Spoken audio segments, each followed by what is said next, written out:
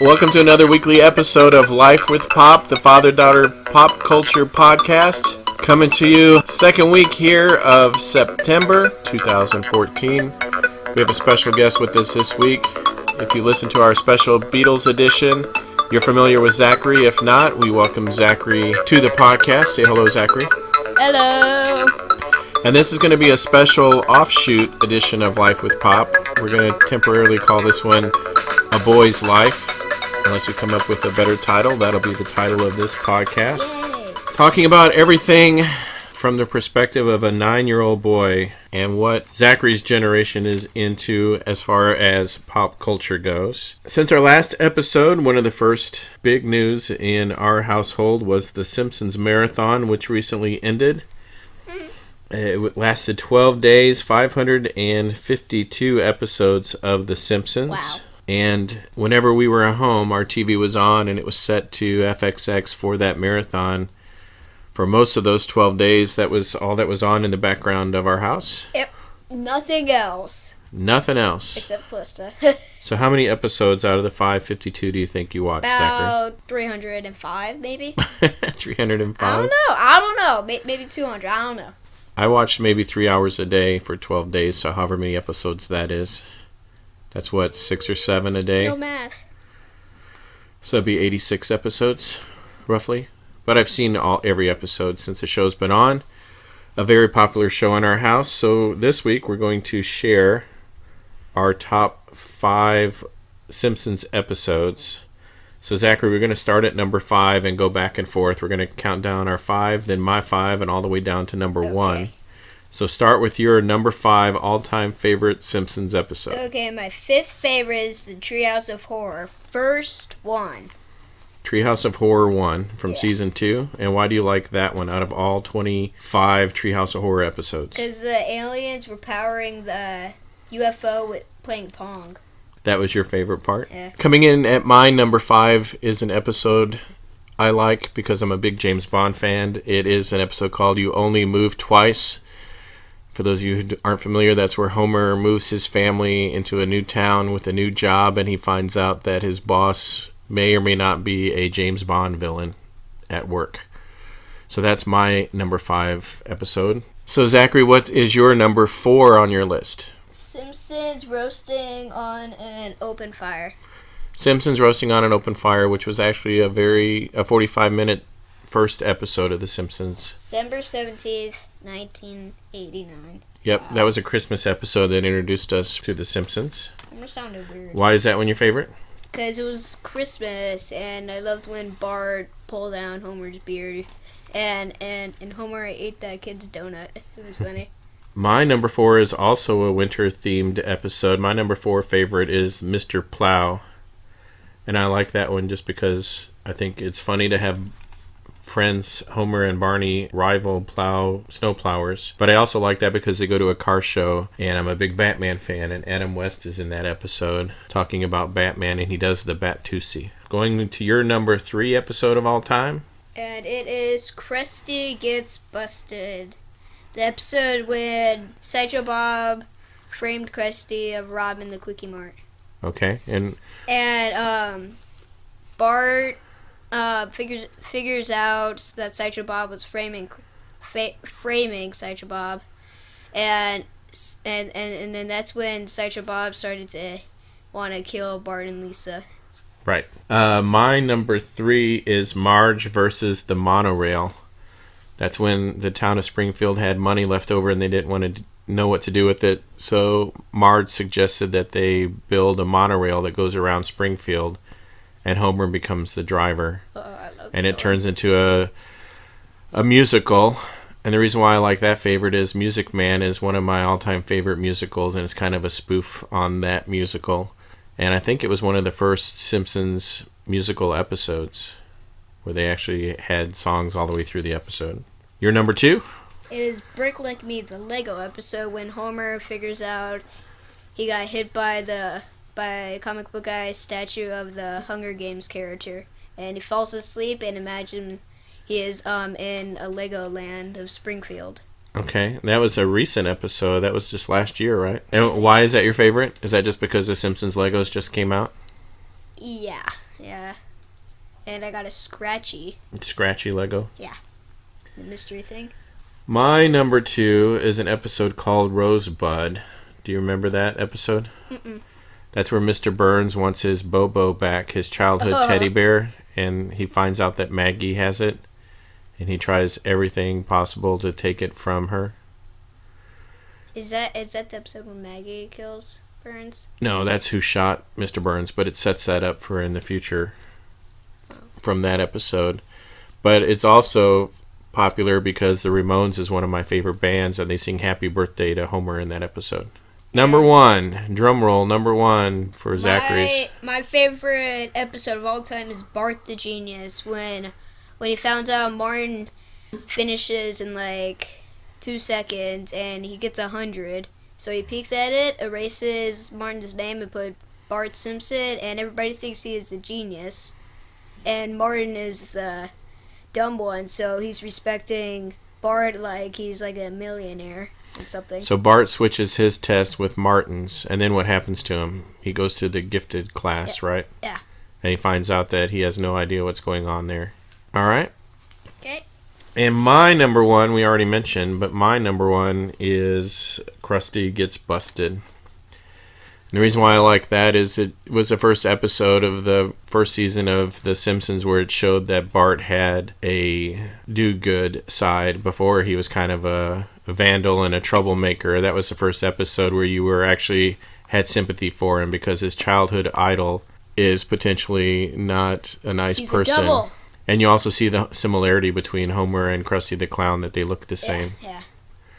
But it introduces you to Bart's bedroom, all of his toys, why he likes Krusty, all the Krusty toys, the TV show.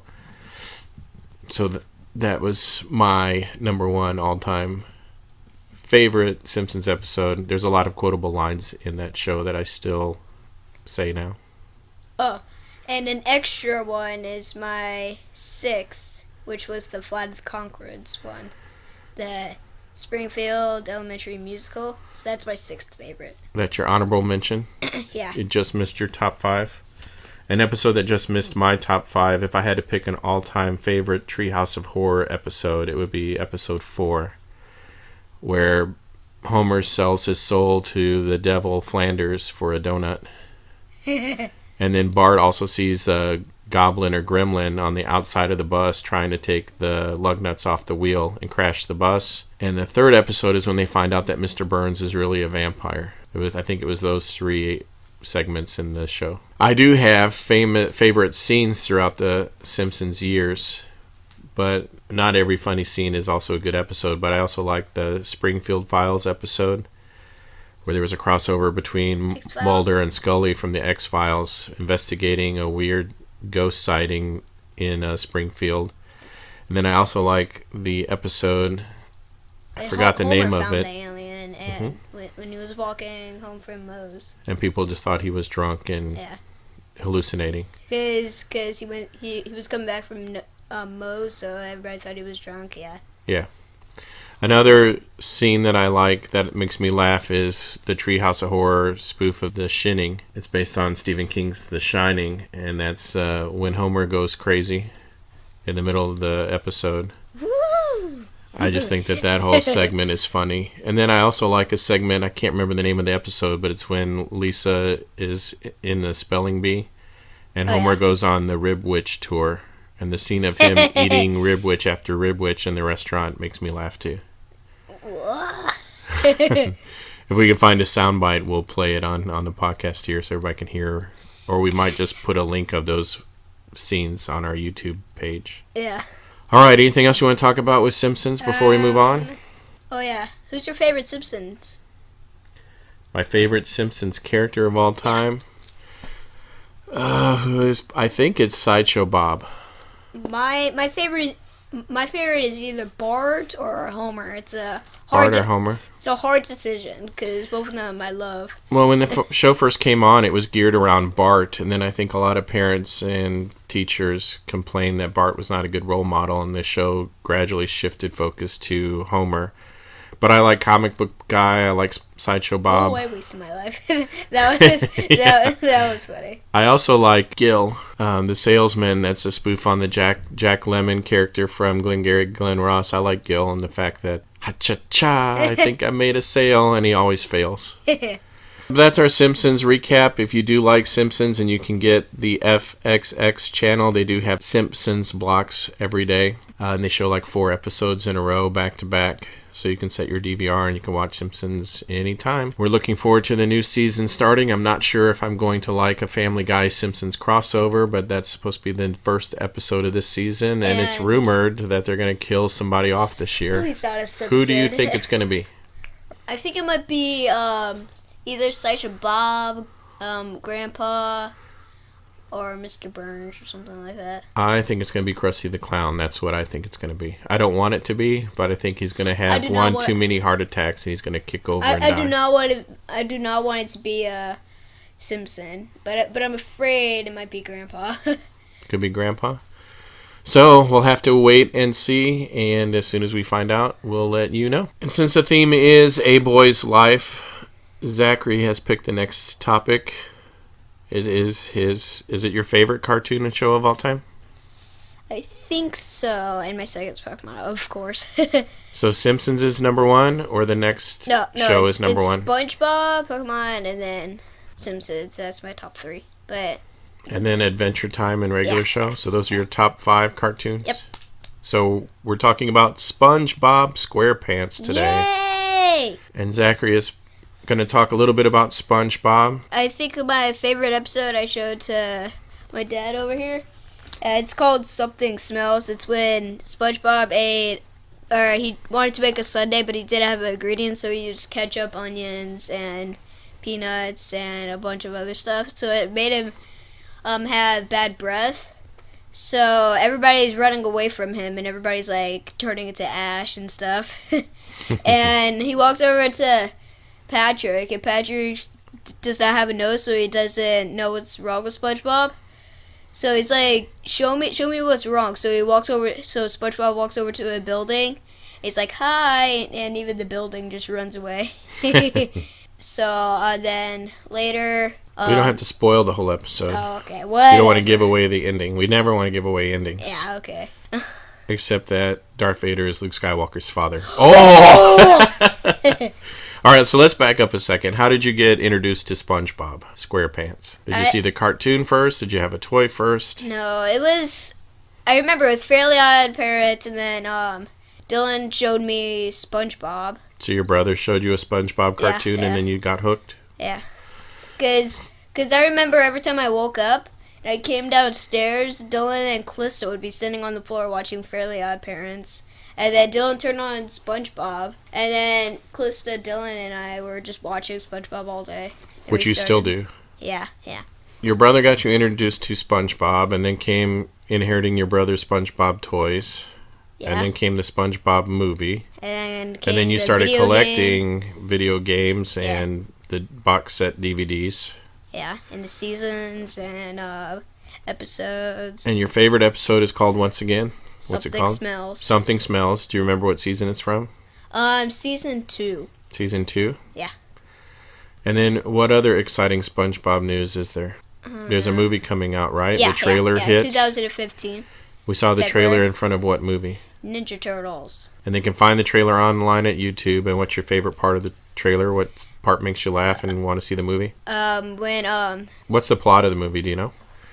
The pirates trying to steal the Krabby Patty from there. So finally Plankton helps Mr. Krabs, and finally Squidward wants to help. Because everybody does not want to get over, because he wants the Krabby Patty formula, I think, and he wants to roll over Bikini Bottom. So the pirates, real life, live action, real people pirates want the Krabby Patty formula, and then it causes the SpongeBob gang to leave their water cartoon world, right? And come into our world, and it's going to be in 3D, right? Yeah. But what was the one scene in the trailer that made you laugh the most? When they were shooting the cannons, and SpongeBob has like a bubble wand on top of his thing, so it went through it, turned all into bubbles, and then Patrick's like, it's so beautiful, so he pops it and hits him right in the face. All the cannonballs are floating inside bubbles so that they won't cause any damage, and then Patrick pops one and it hits him in the face. Yep. He's like, oh. And that movie comes out April? February of 2015, and we'll have a link on our Facebook page and YouTube page where you can get to that trailer, or you can just look it up. Just hit SpongeBob SquarePants second movie, 3D movie. Guardians of the Galaxy.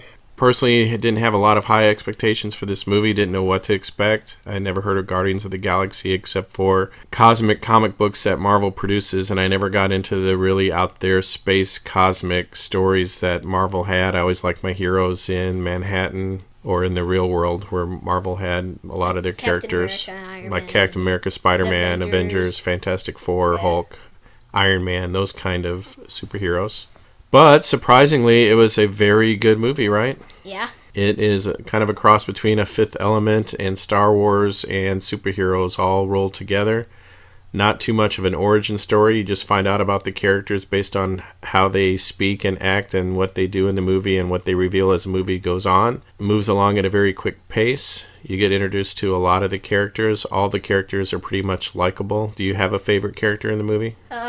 It's either Star-Lord / Peter Quill and Rocket Raccoon. Rocket Raccoon or Peter Quill. Groot has an appearance in the movie. There's a character called Drax, who's a big muscle man, who's played by wrestler Batista, the wrestler.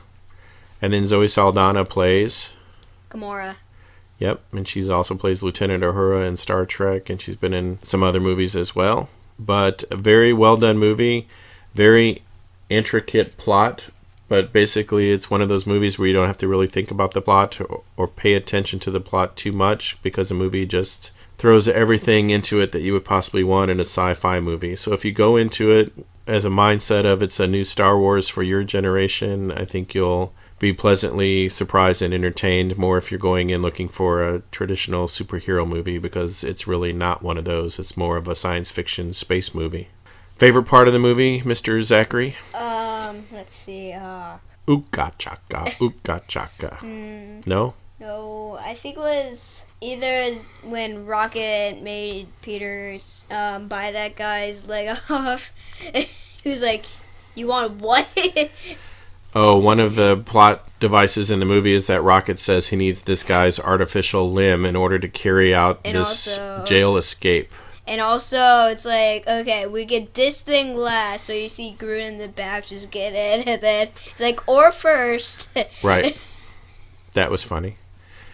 What about the very beginning when you first meet Star-Lord? You just keep on kicking the lizard dinosaurs. He's doing a dance as he's kicking critters out of his way. It's almost a Raiders of the Lost Ark scene, isn't it? When he's stealing that orb, you almost expected him to take a bag of dirt out like Indiana Jones and just put it on the pedestal, right? Yeah, to get the orb. Yeah. But there's definitely a lot of 80s references in the movie. They reference Footloose and Jackson Pollock paintings and different songs from the era, movies from the era. The soundtrack is full of songs from the 70s because his mom used to make mixtapes for him. You see an Atari in the background, and a special secret Marvel character is revealed in the end credits of the movie. Howard the Duck. Howard the Duck makes a movie appearance again, and this time Marvel kind of does it right. It's not the George Lucas Howard the Duck, but the Marvel Howard the Duck. And it sets up Thanos as a villain for the Avengers movie, right? Yeah. So, very good movie. Your score on a 1 to 5? 5. A 5? I would give it a 5 also. I think next to the first Iron Man, this is probably the best Marvel movie that they have made. And I think I still like Avengers just a little bit more. You like Avengers a little bit more? Yeah. Well, apparently the rest of the world does too, because Avengers made more money than Guardians of the Galaxy, but it's going to be the top-selling movie of the year so far, and we're in this September, so only 4 months to go. So Guardians of the Galaxy is probably going to be the number one movie of the year as far as money that it's made. But the reason I like Avengers more, because I did not know anybody from the Guardians of the Galaxy. Mm-hmm. And I knew like Captain America, Iron Man, Hulk, Hawkeye, Black Widow, Nick Fury, and Thor. I knew all of those characters already. But one of the great things that Marvel is doing is it's taking characters that hardly anybody knows, and it's still making an A picture with heroes, and it gets you to like all those heroes and be curious about them, and makes you want to go and see the movie again as soon as you walk out of the theater, or you can't wait to see what the next movie is going to be with Guardians of the Galaxy. I'm looking forward to seeing what those characters do in the next story, what's on his next mixtape, what soundtrack is going to be in the next movie. And one of your favorite songs when you were a little kid is in that movie. When you were 3 or 4 years old, you used to sing the Hooked on a Feeling all the time in the back of the car, the Uka Chaka part. That kind of lets you relate to that movie too. So Guardians of the Galaxy, check it out. Definitely see it in the theaters before it leaves, because it's definitely a movie worth seeing on the big screen. And it's definitely going to be a must-buy Blu-ray purchase when it comes out this year. Zachary, what was your third favorite movie so far this year that we saw in the theater? It is awesome. Everything about it is awesome.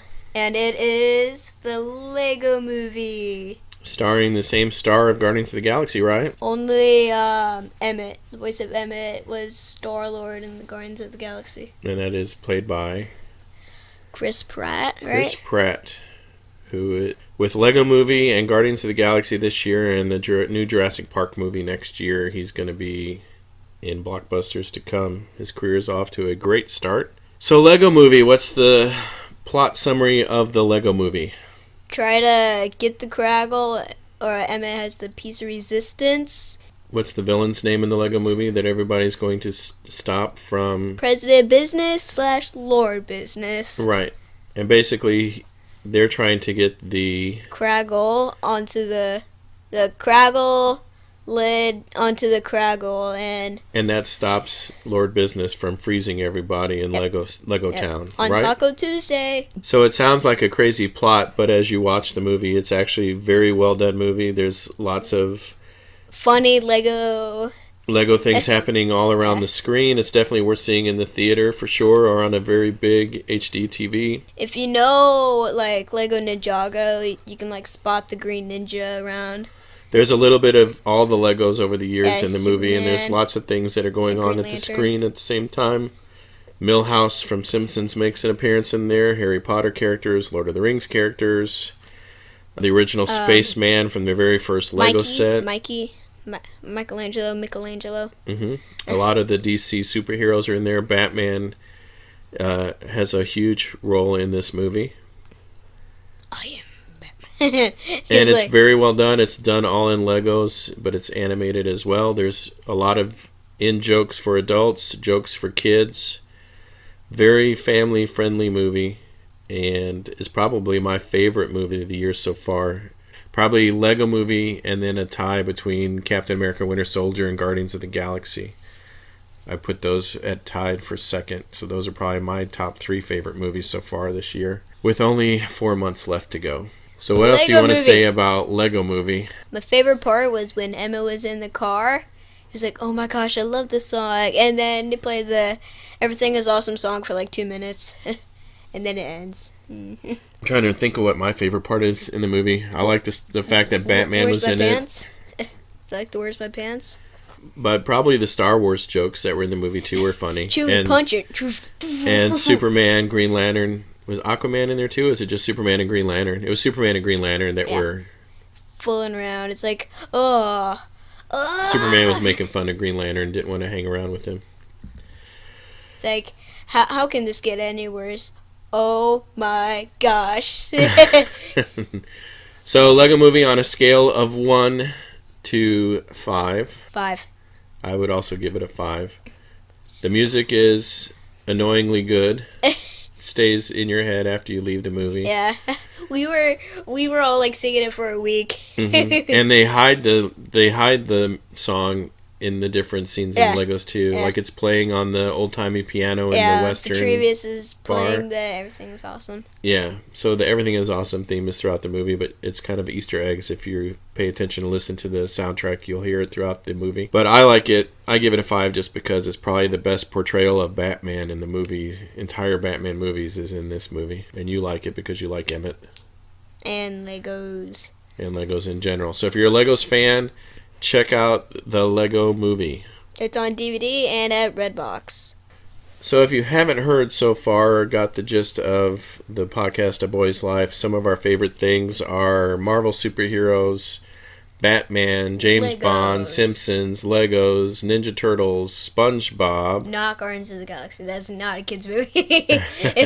Sure it is. And the next topic that we are going to talk about is one of our favorite characters in our household too. I think everyone in our family, boys and girls, like Indiana Jones. Indy. So this summer, your grandma took you to the National Geographic Museum, and we explored the whole museum and went everywhere. It's in Fort Worth, Texas, in the Fort Worth Science Museum. They had the National Geographic road tour of the Indiana Jones archaeological experience. Is that what it was called? I think so.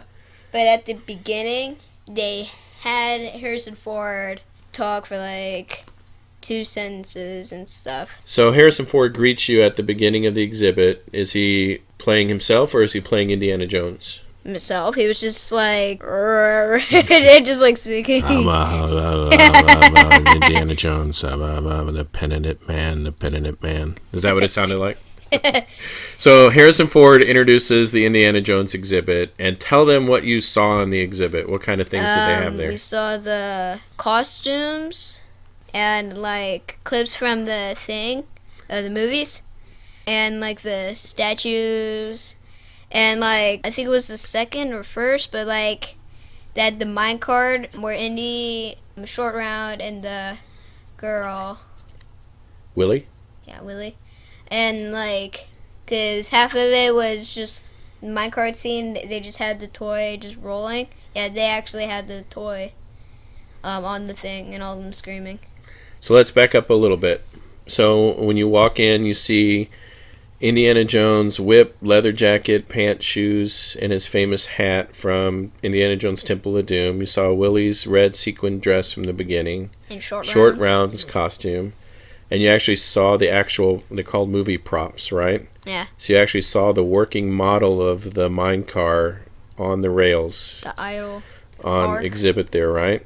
Mm-hmm. And then you got to see the Ark from Raiders of the Lost Ark, the Holy Grail from the third Indiana Jones movie. And you had to hold a tablet and headphones all across the thing, because they had like a scan here thing, and you try to collect 9 pieces to get a artifact, and if you complete it, you get to go in the Hall of Fame.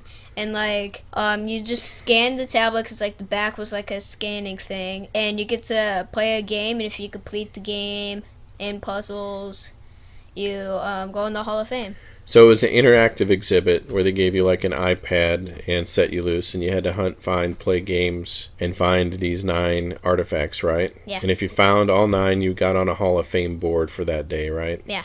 No, it was 2 days, and they filled it up. I think they erased half of it. So did they have the stones from the Indiana Jones Temple of Doom? Yeah. What else did they have? Did they have the medallion that the one guy burned into his hand? Yeah. What else did you see there? Oh yeah. Did they have the swordman guy there that was swinging his sword? Mutt, right? Mutt from Crystal. Oh, tell them about the Crystal Skull. What you saw from that movie? The skull, the full alien, and Mutt's motorcycle, which that was really cool. It was like huge. And I heard that the actual alien from the Kingdom of the Crystal Skull was like 9 feet tall, sitting in a chair, right? Yeah. So that's pretty cool. What was your favorite part of the whole exhibit? I think looking at the idol, or like you get to choose from like 8 things in the beginning, which artifact you want to collect, and in like the one last room shows all like 8 of the artifacts you could have chosen. And it actually shows the artifact and has the description about it, and like they had, I think it's Discovery Channel, they had like 15 minutes episodes of it, like telling you like a pot and like the sand writing, like from. So now with the educational part of the tour, did they actually show you like an archaeological dig, like a real life one, or did they just have the Indiana Jones ones? Like, did they compare Indiana Jones movies to what an actual archaeological dig looks like and what actual archaeologists Most of do? the thing was Indiana Jones, but like I think like 2 exhibits were like just like cool facts and stuff. It is a traveling exhibit. It was just here in Texas. And I think if you go to the website, or you can probably find a link on YouTube, you can actually see the promo video that kind of shows you a brief 1 or 2 minute video of this tour. So if you are an Indiana Jones fan, type in National Geographic Indiana Jones exhibit and see what town it's playing in, and hopefully it's playing close to where you are, and you can go and check it out. Those of you who are our fans of Life with Pop know that each week we talk about TV, movies, and music, as well as sometimes we talk about fashion or movie news. So this week we are talking about a music portion. Zachary, what are some of your favorite bands that you listen to? We obviously know that you're a huge Beatles fan, and you're looking forward to doing more Beatles podcasts in the near future. We talked about the Beatles in 1964, and what is your all-time favorite Beatles song? Yellow Submarine. Yellow Submarine. What other groups do you listen to? Train, One Republic, Collective Soul. Collective Soul. How old is Collective Soul this year, do you know? 20! They're celebrating their 20th anniversary. Yeah! Wild guess! And they're coming to our town in October. Yay! Are we gonna go see them? We may go see them indeed. But today we are going to pick the first band that you mentioned, Train. And why are we picking Train as our band of the week? Because they're coming to town or something? They have a new album that comes out this coming Tuesday. So about the time that you hear this podcast, you can go to Amazon or iTunes or your local Walmart. You can download it, or you can buy it off the shelf in CD format. And the name of their new album is called Bulletproof Picasso, and they have 2 new songs off of that album already, and hopefully more hits to come. But so in honor of Train releasing their new album, we have decided to each compile our top 5 favorite Train songs of all time, or just right now that we're into, because lists always change. It's hard to have a top 5 list, right? Yeah. Because I was having trouble on the Simpsons one. So just like we did with the Simpsons, we're going to go from 5 down to 1. But this time it's your turn to go first. I get to go first? Yeah, to 5. My number 5 Train song, it's hard for me to get a top 5 list, so I have 8 on my list right now, so I'm going to edit this. So I have way too many songs to narrow it down to a top 5 list, so I'm going to narrow my list down as we go. I know what my top 3 are, but it's hard to squeeze the other 6 songs in the last 2 spots. So as a list changes all the time, and I know that you're going to have some of my favorites on your list, I'm going to pick some songs that aren't as well known by Train, but that are still good, and put them on my top 5 list, so hopefully people can find these songs too. If they like other Train songs, they can check these out as well. So number 5, without further ado, is a song called I'm Not Waiting in Line.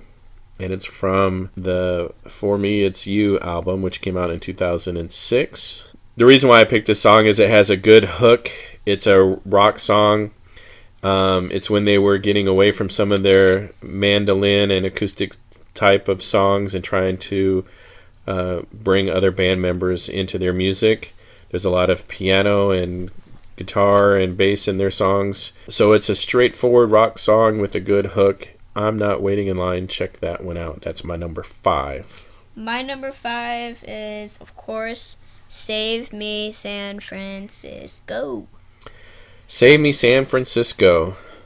The lead song off that album. The very first song off that same album. And why do you like that song? I don't know.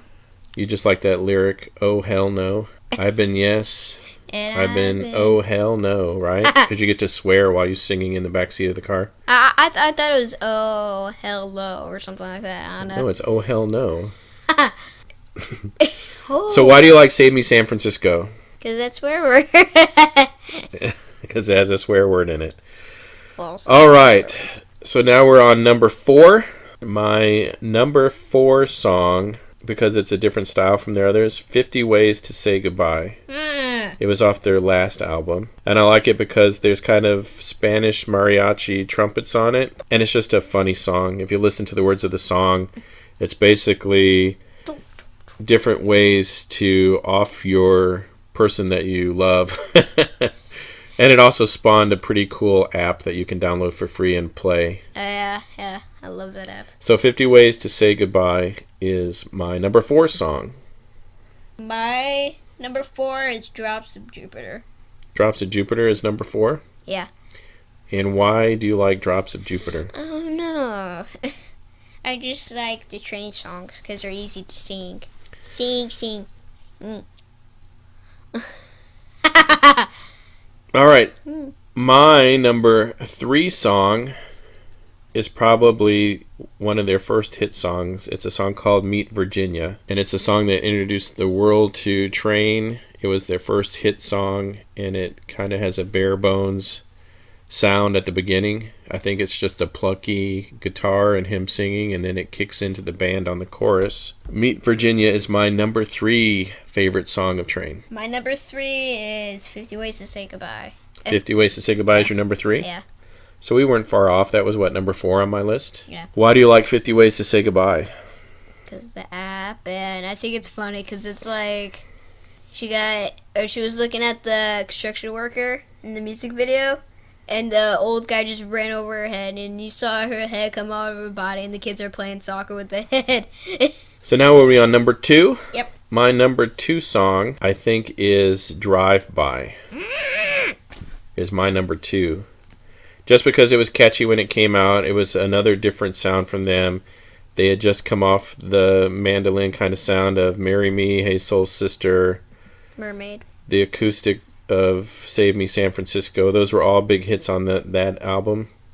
And so Drive By was kind of just a different departure for them, and it had a good hook, and I liked it. Plus, we saw them live in the second row when they were on the tour for that album here in Fort Worth, Texas. At the Verizon Theater, we were in the second row, center stage, to see Pat and Jimmy. So, my second favorite is Hey Soul Sister. Hey Soul Sister? Yeah. And why do you like that song? I think I like the drums in the beginning, and when you had Only You in the car, I would always get confused. It's like Everybody knows how Hey Soul Sister goes, but Train also has a cover that you can find just to one download. song on it. It's a 50s song by the Platters called Only You, set to the tune of Hey Soul Sister, right? In the beginning, I'm like, Only You. It's like Hey Soul Sister. I'm like, So I fake you out all the time with that. It has a catchy mandolin guitar sound on it, and what I call suitcase drums, where they're just beating kind of like on a suitcase sound or on a pad. And Pat Monahan sings all over the place. He is one crazy, bad, blank singer, right? He sings low, high, and super falsetto high on that song, right? And I think that's probably their biggest song that they've had is Hey Soul Sister. So that's at your number 2, right? Yeah. Hey Soul Sister and Save Me San Francisco that you had on your list almost made the cut on mine, but my number 1 song, which I think really put them on the map and is the reason why the band turned around and kind of stayed with us, is Drops of Jupiter. I just like the lyrics on it. It's kind of like a classic rock song like Bohemian Rhapsody from Queen or Lovin' Touchin' Squeezin' by Journey. It's one of those songs that as soon as it kicks on, you know who it is, you know the song. It has very highbrow lyrics, and it's a very well-written song, and you can tell that Pat Monahan, when he wrote it, it meant a lot to him and had a lot of meaning for him. So my number 1 song is Drops of Jupiter. My number 1 is Drive By. Drive By is your number 1? So why is Drive By your number 1 and not Hey Soul Sister? Because it is catchy. It's catchy, even though he equates his girlfriend to a Glad trash bag. Hefty trash bag. Do you know what I'm saying? No. So there you have it. Let's go through our lists one more time. My number 1 is Drops of Jupiter. My number 2 was a Drive By, right? Yeah. Number 3, I had Meet Virginia. Number 4, 50 Ways to Say Goodbye. And my number 5 song was a little-known song of theirs called I'm Not Waiting in Line. And I do have some honorable mentions on here. Like I mentioned, I do like Save Me San Francisco, Hey Soul Sister. I also like Free and Respect, and a Rihanna cover called Umbrella. But those didn't make my list. Those would round out my top 10 if we had a top 10. What are your number 1 through 5 again? My number 1 was Drive By. My number 2 was Hey Soul Sister. My number 3 was 50 Ways to Say Goodbye. And my number 4 was Drops of Jupiter. And my number 5 was Save Me San Francisco. They have a new album out. If you download it on iTunes, you get instant songs that you can listen to now. If you download it on Amazon, it's the same thing. I think you get 4 instant downloads right away. And the album drops Tuesday. Is that the 18th? Somewhere in there. I don't know. September. Next Tuesday in September. The new Train album. Check it out. And they are also on tour. Highly recommended to go see them on tour. A very good live band. They put on a great show. So that's it for another week of Life with Pop, A Boy's Life. Check us out. Follow us on Twitter at lifewithpop at twitter.com. lifewithpop at facebook.com. We are also on our YouTube channel called Life with Pop. Put the podcast there. You can also subscribe to iTunes and get our podcast to download automatically. Whenever we load a new episode, just subscribe. It'll automatically be on your iPad, iPod, or iPhone. Special guest this week is Zachary. Give him some good comments, and he may start doing a weekly podcast as well. Callista, our preteen pop culture queen, will be back next week for another regular episode of Life with Pop. Pop signing off. Hey, that's Zachary signing off. Zachary signing off. Goodbye. We will speak to you soon. Goodbye.